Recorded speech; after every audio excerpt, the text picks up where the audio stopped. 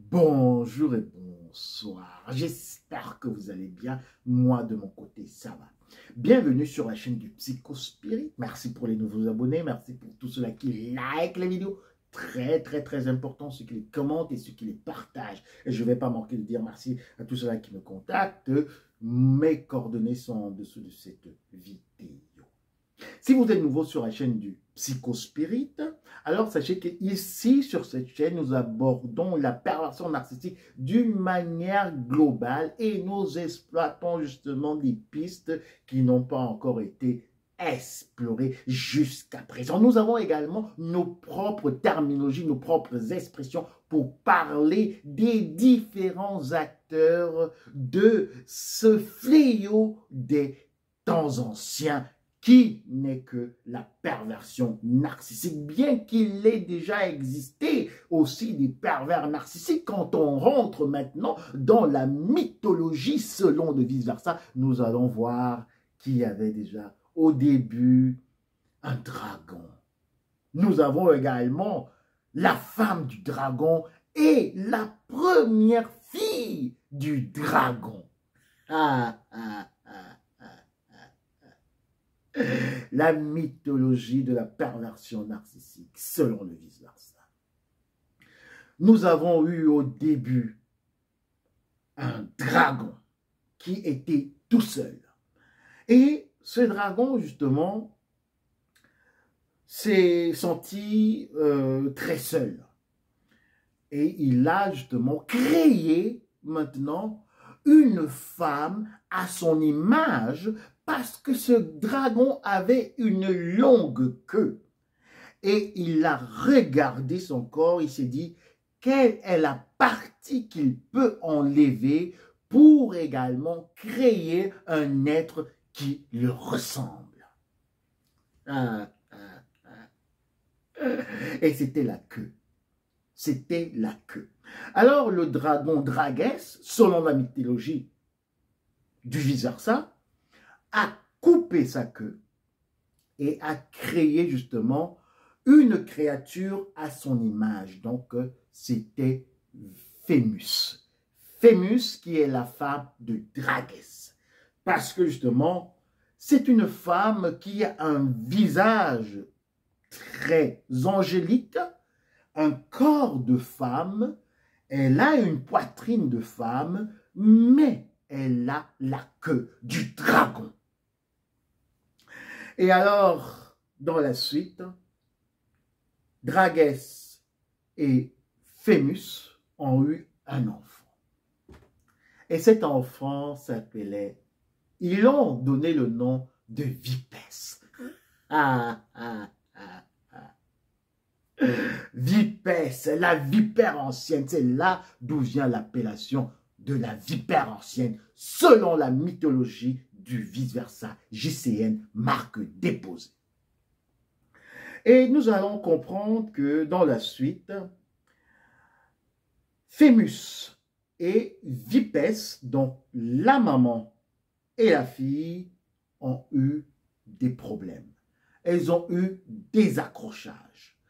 Parce que Dragès, le père des pervers narcissiques, et également, on va dire ici là, l'envoyé du donneur d'ordre, a eu des enfants avec sa fille Vipès. Et quand Phémus l'a appris, elle a essayé justement de bannir Vipès de la vie familiale. Et c'est là qu'est survenu le premier inceste. Dragès a connu sa fille Vipès. Et il y a eu pas seulement un enfant, il y a eu plusieurs enfants. Et c'est là où a débuté l'inimitié entre Vipès et Phémus, sa maman. Et c'est pour cela maintenant, quand on va arriver dans nos temps actuels pour parler de la Médienne, vous allez comprendre pourquoi il y a ce conflit permanent entre la maman alpha et également la fille oméga. Le début et la fin, les antipôles, mais également ce sont deux personnes qui s'aiment et qui se détestent. Et pourquoi ils se détestent? Et pourquoi ils s'aiment? Dans la meute-dienne, la famille perverse narcissique, la maman va détruire son homme avec la complicité de sa fille, Oméga. Donc, si vous essayez de faire le parallèle, vous allez comprendre que sa fille ici, dans la mythologie ancienne, selon le vice-versa, c'était Vipès et la maman, c'était Phébus. Il faut toujours avoir une vue d'ensemble. Si vous arrivez sur cette chaîne, il faudrait justement que votre esprit soit ouvert, que votre cœur soit purifié, et également que vous ayez envie d'aller vers la lumière et de sortir de l'obscurantisme du dogme. Nous devenons des êtres dans cette société actuelle qui ont perdu toute capacité d'analyse et aussi de synthèse. Nous nous référons souvent à des savants passés comme s'ils étaient en fait ceux-là qui devaient seulement avoir la connaissance. Ceux-là qui étaient plus savants que les humains actuels. Non, non, non, non, non, non. Il est bien vrai, il y a eu des découvertes, il y a eu le fruit des analyses et des inventions dans les temps passés, mais ça ne veut pas dire que nous sommes devenus très bêtes. Mais peut-être il y a une vérité dans cela si on ouvre la parenthèse. Nous sommes sur la chaîne du Psychospirit. Maintenant, en fait, nous sommes devenus des consommateurs. Les gens n'arrivent plus à réfléchir d'eux-mêmes. Ils se mettent devant un écran, ils gobent tout ce qu'on leur dit, ils se pavanent, on va dire comme ça, flânent justement, surfent sur l'Internet, sans savoir exactement ce qu'ils veulent comme information. Ils se laissent en fait emporter par des fake news à gauche et à droite et se laissent manipuler facilement parce qu'ils sont devenus feignants et n'arrivent plus à réfléchir d'eux-mêmes de telle manière que certains sont arrivés au point où pour calculer 20 fois 9, ils ont besoin de prendre leur téléphone et de calculer, de typer sur la machine pour savoir ce que donne 20 fois 9. Fermons la parenthèse. Oui, cette société est devenue une société où nous avons juste des zombies. Et le grand maître zombificateur le sait. Il le sait. Les gens sont restés justement à la première étape, on va dire ici, à la première échelle de la pyramide selon Maslow. Donc, il faut juste manger, il faut se couvrir, il faut juste consommer et complètement anéantir sa capacité critique, sa capacité de réflexion et aussi sa capacité d'observation pour pouvoir justement avoir le fruit de l'esprit qui est la pensée qui va justement amener tout le monde à avoir une connaissance, un savoir et aussi de la lumière par rapport à ce qui se passe autour de nous. Nous parlons de la fameuse Meudienne. Et pourquoi cette Meudienne est malade? Et aussi pourquoi il y a justement cet amour et cette haine dans cette famille. La maman Phébus est en guerre contre sa fille Vipès. Pourquoi? Parce qu'ils ont le même homme. Oui, c'est pour cela que la maman Phémus déteste son allié, Vipès. Mais Vipès sait également qu'elle a besoin de l'autorité de la maman Alpha pour dominer sur ses frères et sœurs, les moutons noirs, et également pour rassembler ceux-ci afin qu'ils aillent combattre le bouc émissaire qui est justement celui-là qu'on doit envoyer pour justement la dissolution des péchés de la famille dans le désert. Il faut une expiation de péché parce que cette famille est une famille justement où on peut retrouver les 7 péchés capitaux. Et aujourd'hui, nous allons parler aussi de l'orgueil qui est une marque visible qui va justement se faire voir dans les comportements des membres de cette famille. Oui, quand nous parlons de la perversion narcissique, il faut avoir une vue d'ensemble. La maman Alpha, qui représente également Phémus, dans la mythologie selon le vice-versa, va combattre sa fille Vipès. Mais elle a besoin de Vipès pour d'abord zombifier et castrer Bêta, qui est l'homme dans cette famille, qui lui-même va avoir des enfants qui sont incestueux parce que nous allons maintenant dans le psychospirit pour voir que les garçons qui vont naître de cette famille et également les filles seront mariés avec leur père dans la sphère spirituelle et mystique.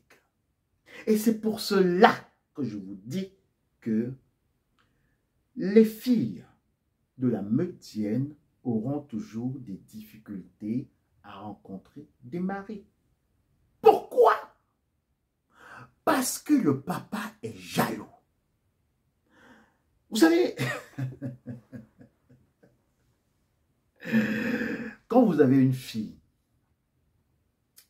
si vous êtes un papa, vous avez vu naître. Elle était toute nue, vous avez pris soin, changé des couches, vous avez vu comment elle grandissait, devenait une femme, et puis après, justement, quand votre fille devient une femme, votre regard vis-à-vis d'elle change. Parce que vous savez maintenant que c'est une autre personne, un autre être, qui doit en principe être libre et aller fonder sa famille. Et elle a eu justement une métamorphose biologique, justement parce que elle est maintenant prête à avoir des enfants. Donc, le regard que vous aviez de cette petite fille quand elle avait 1 an, 2 ans, quand vous étiez encore en train de la laver, de changer la couche et tout, ce n'est plus le même regard. Maintenant, vous avez devant vous, et en principe, vous devez la considérer quand vous êtes un parent sain. Je ne parle pas du père Draguès, ici le papa Bêta, dont la représentation selon la mythologie et aussi la famille pervers narcissique, la Meudienne d'aujourd'hui, d'après le vice-versa. Quand vous êtes un parent sain, justement, un papa sain, vous considérez cette fille comme une femme. Et vous voulez justement qu'elle soit avec quelqu'un pour avoir ses propres enfants. Parce qu'elle n'est plus un enfant, selon vous. Elle a un enfant d'une certaine manière, mais elle est une femme. Un enfant, c'est celui qu'on peut encore envoyer faire ceci et tout, contrôler. C'est une personne en part entière. Mais le papa Draguès, le papa Bêta, comme il a été castré par sa femme Phémus, en fait, a toujours du dévolu envers ses filles et il est jaloux des prétendants de ses filles et c'est pour cela qu'il va entrer justement dans une détestation de ceux-ci parce que il ne voudrait pas que ses filles aient justement des descendants. Il voudrait en fait dans son cœur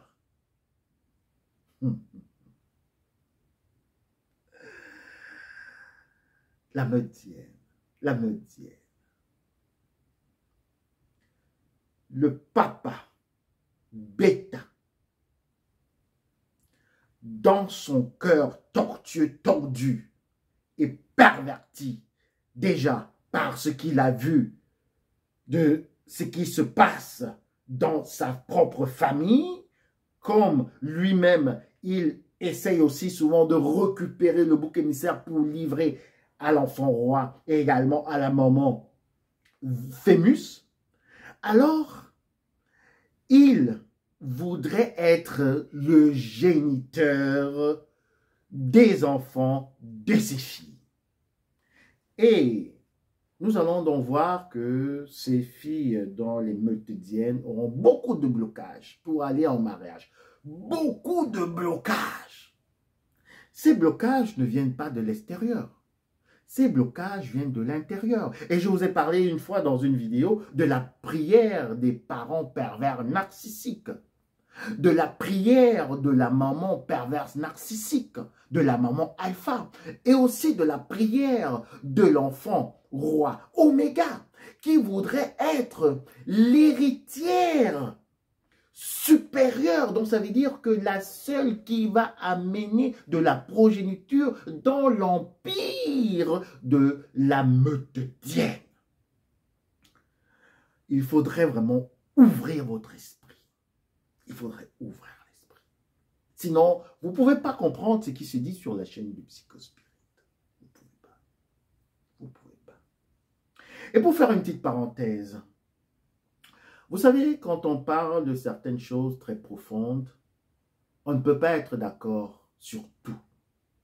Si vous arrivez dans une assemblée, dans une communauté où il y a 20 000 fidèles et il y a un gourou devant et qui est en train de passer un message et tout le monde est d'accord à 100%, alors sachez que ces personnes ont déjà été zombifiées. Vous ne pouvez jamais accepter un message profond, un message d'une telle ampleur, d'une telle envergure, d'une telle profondeur, si vous n'avez pas vraiment les oreilles pour comprendre. Et vous ne pouvez pas également plonger dans les profondeurs de la connaissance comme tout le monde. Tout le monde n'a pas le même niveau de compréhension. Donc, ça veut dire que, si on va vite refermer cette parenthèse, si dans une assemblée, dans une congrégation, il y a 5 000 fidèles, 10 000 fidèles, et l'orateur qui est devant, parle, et tout le monde comprend, et tout le monde dit Amen, alors sachez que il y a un petit problème. Fermons la parenthèse. Et quand nous allons voir maintenant, pour aussi exploiter cet exemple que nous venons justement d'utiliser, dans la Meutienne, il faut être d'accord.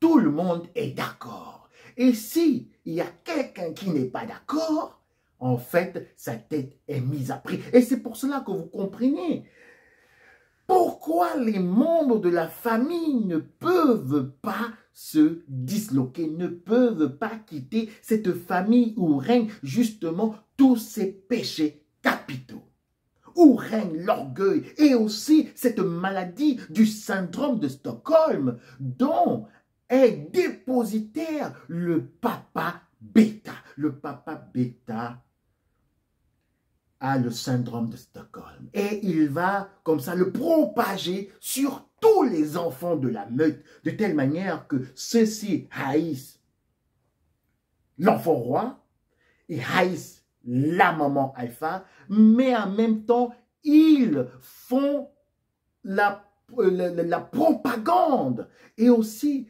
ils exaltent les bienfaits, la force, l'autorité suprême de la maman alpha et de l'enfant roi quand ils sont à l'extérieur avec leurs collègues, avec leurs amis, avec également leurs voisins. Et c'est là tout le paradoxe qu'il y a dans cette meurtrière. C'est là où il y a tout cet imbroglio dans cette meudienne. C'est là où on reconnaît que les meudiennes ont été cooptées justement par l'esprit maléfique de la maman alpha, qui est aussi une mystique comme son enfant Oméga, et aussi par en fait l'égrégore du papa bêta qui veut justement être en relation incestueuse dans une deuxième et troisième sphère avec ses filles et aussi qui va montrer l'exemple de soumission aux hommes qui sont dans cette meudienne parce que les garçons de la meudienne ne pourront jamais avoir justement de relations stables avec les femmes. Vous comprenez ici que tout le monde est bloqué.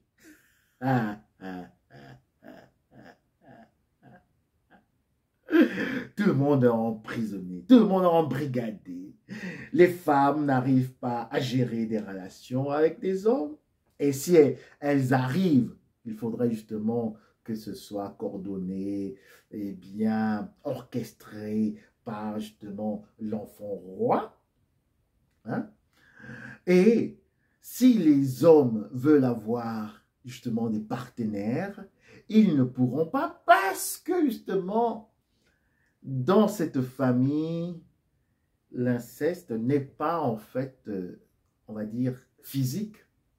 L'inceste est spirituel, l'inceste est mystique. C'est mystique, c'est mystique.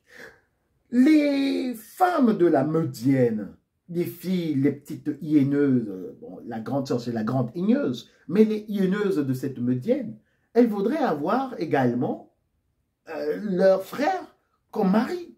Elles jalousent les copines, les partenaires de leurs frères. Et c'est pour cela que toutes les partenaires, les prétendantes, on va dire ici, de ces hommes, ou bien de cet homme, si c'est un seul ou c'est deux œufs. Moi, je vous ai toujours dit, dans la meudienne, c'est toujours les hommes, c'est la minorité.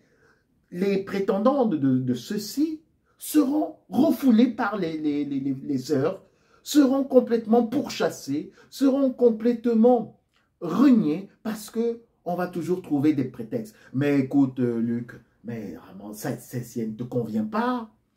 Ah, voilà, ce sont les sœurs de la meudienne qui vont dire, s'il avait commandé justement par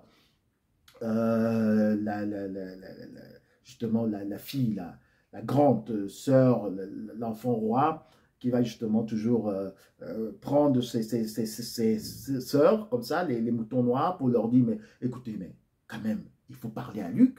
Mais Luc, il a amené Raïssa. Raïssa, elle n'est pas de bonne famille. Raïssa, c'est pas ceci, elle n'est pas cela. Donc, on va toujours tout faire pour chasser toutes les petites abeilles qui peuvent être en train justement de tourner autour des garçons de la meute. Et c'est pour cela qu'ils vont rester seuls. Et vous comprenez justement que dans ce climat, les enfants ne peuvent pas être libres. Les enfants ne peuvent pas faire leur propre chemin vers la lumière. Les enfants ne peuvent pas voler leurs propres ailes. Les enfants ne peuvent pas être en contact avec la divinité des lumières. Et ils vont rester toute leur vie dans les ténèbres. Et c'est pour cela justement qu'ils combattent le bouc émissaire. Parce que le bouc émissaire, lui, il n'a pas le syndrome de Stockholm. Le bouc émissaire n'est pas victime de ce syndrome. Le bouc émissaire veut s'en sortir. Le bouc émissaire qui a maintenant fait ses classes et qui justement marche vers la lumière, a compris quel est tel ou bien quel est le rôle de son père. Parce que beaucoup viennent vers le vice-versa par rapport justement à ces familles, hein, comme je vous ai dit, ces familles de charognards, ces familles de sorciers, cette meurtrienne, et disent au vice-versa, mais écoute, mais vice-versa, peut-être papa, il ne savait pas, hein, il ne savait pas, il a aussi été manipulé par maman, il a été manipulé par l'enfant roi, Oméga, il était aussi victime. Non, non, non. Non, non, non. Je vous ai toujours dit que, pour clore cette vidéo qui prend déjà un peu de... C'était pas prévu, hein, mais vous savez, on a tellement à dire sur cette médienne. Alors, comme je vous avais déjà dit, le papa, bêta, se fait bouffer, se fait dévorer par la maman alpha, avec l'appui et le soutien, justement, de l'enfant oméga.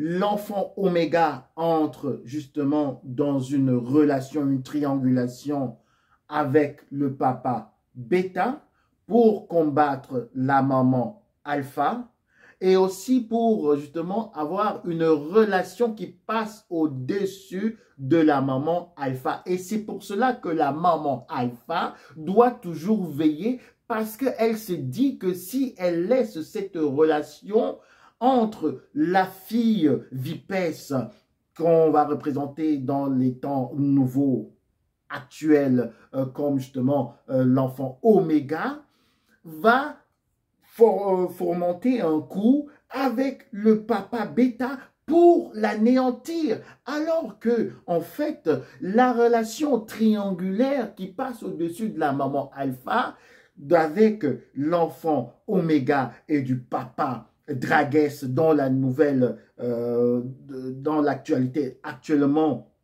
qu'on appelle le papa bêta, est justement une relation afin que celui-ci puisse manipuler et avoir encore une autorité sur les frères et sœurs, les moutons noirs de la famille, et aussi d'aller manipuler le bouc émissaire qui veut sortir du cercle justement des sorciers, du cercle du sacrifice, où il est placé justement comme le bouc qui va porter tous les péchés afin d'aller mourir dans le désert. Donc, il faudrait justement que l'enfant oméga soit en contact et ait justement cette relation qui est très pernicieuse, perverse et aussi subtile avec le papa bêta pour justement manipuler toute cette meute, enfin aussi de s'élever spirituellement par rapport à la puissance de la maman alpha, parce que l'enfant oméga dont je suis en train de vous parler, qui aime et qui est justement sa partenaire, son allié, la maman alpha, voudrait également prendre la succession et renverser la maman alpha au-dessus de cette dynastie, au-dessus de cet empire, de la perversion narcissique, de la meutidienne. Pourquoi vous ne comprenez pas ça? Pourquoi vous ne comprenez pas ça? C'est un jeu de dupes. C'est très maléfique ce qui se passe. Je vais essayer, pour ceux qui sont un peu lents à comprendre, je vais essayer d'utiliser d'autres termes. C'est vraiment de vous expliquer ça d'une autre manière. Le papa bêta a été castré, et comme je vous ai parlé aussi au départ de la mythologie selon le vice-versa, JCN, il a une relation pas très catholique, ce que je voulais dire, avec sa fille Oméga, et Oméga, justement, a aussi la même relation, mais Oméga voudrait justement que le papa bêta puisse la soutenir quand la maman alpha sera renversée pour que les enfants, les moutons noirs ainsi que le bouc émissaire puissent reconnaître son pouvoir institutionnel d'être la reine successrice de cette meutidienne de l'empire de ces vautours, de ces charognards, de ces sorciers. J'espère maintenant que vous avez compris. J'espère que vous avez compris.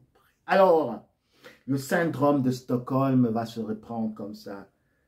D'abord, commençons par le papa et aussi ensuite par les enfants. Parce que ces enfants aiment leur bourreau. Oui, ils font les éloges de la maman hyène, de la maman alpha à l'extérieur. Quand vous entendez ces enfants de la Medienne parler de leurs frères et sœurs, un peu peut-être plus ou moins, mais parler de l'enfant roi, du papa bêta et de la maman alpha à l'extérieur, vous vous dites, ah, vous aimerez être dans une famille comme ça parce qu'elle est soudée, parce qu'on valorise les uns et les autres, alors que tout ça, ce n'est que de la façade.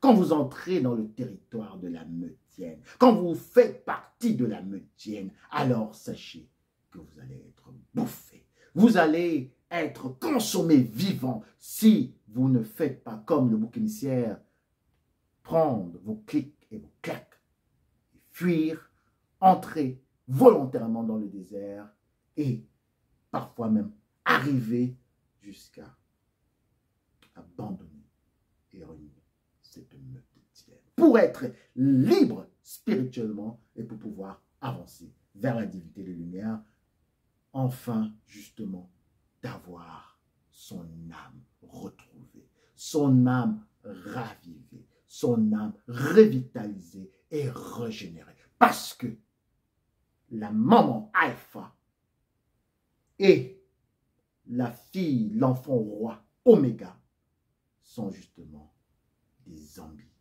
qui aspirent toutes les énergies de leurs frères et sœurs et se nourrissent, se délectent du jus qui sort justement de l'âme de ces membres de cette famille.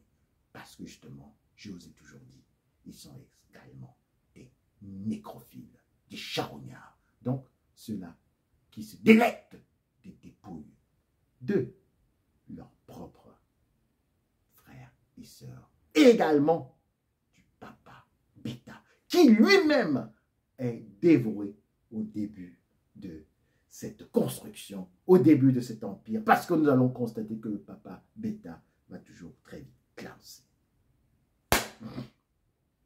Bienvenue sur la chaîne du Psychospirit. J'espère que vous avez pu comprendre quelque chose. Je sais que c'est compliqué.